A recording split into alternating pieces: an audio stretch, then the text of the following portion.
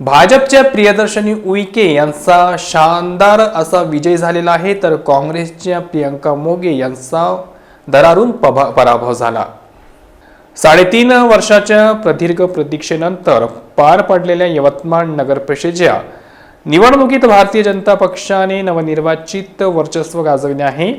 राज्याचे आदिवासी विकास मंत्री अशोक उईके यांच्या कन्या ॲडव्होकेट प्रियदर्शनी उईके यांनी नगराध्यक्ष पदाच्या निवडणुकीत काँग्रेसच्या उमेदवार प्रियंका मोगे यांना 13,719 मतांनी पराभव करत विजय मिळविला।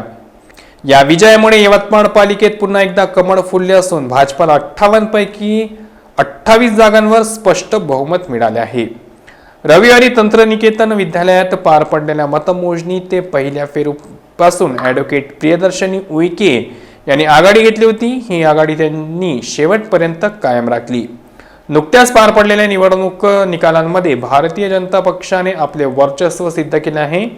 अत्यंत चुरशीचे ठरलेल्या या लढाईत भाजपाच्या उमेदवार प्रियदर्शनी उईके यांनी काँग्रेसच्या प्रियंका जितेंद्र मोघे यांचा 13,719 मतांनी पराभव करत मोठा विजय संपादन केला आहे।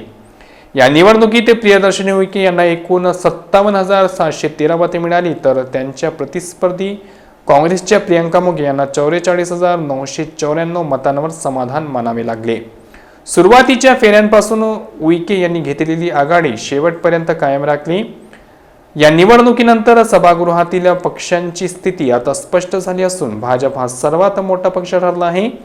यवतमाळ नगर परिषदेत भाजप, काँग्रेस आणि शिवसेना शिंदे पक्ष आणि बसपा, वंचित बहुजन आघाडी, प्रहारला याप्रमाणे जागा मिळाल्या आहेत, तर राष्ट्रवादी काँग्रेस, अजित पवार पक्ष यवतमाळ नगर परिषद निवडणुकीत भुईसपाट झाली आहे। भाजपने 28 जागांसह आपले अव्वल स्थान कायम राखले आहे, तर काँग्रेस 15 जागांसह दुसऱ्या क्रमांकावर आहे।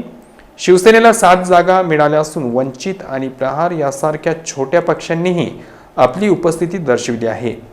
प्रियदर्शनी उईके यांच्या विजयामुळे भाजप कार्यकर्त्यांमध्ये उत्साहाचे वातावरण असून ठिकठिकाणी जल्लोष साजरा केला जात आहे।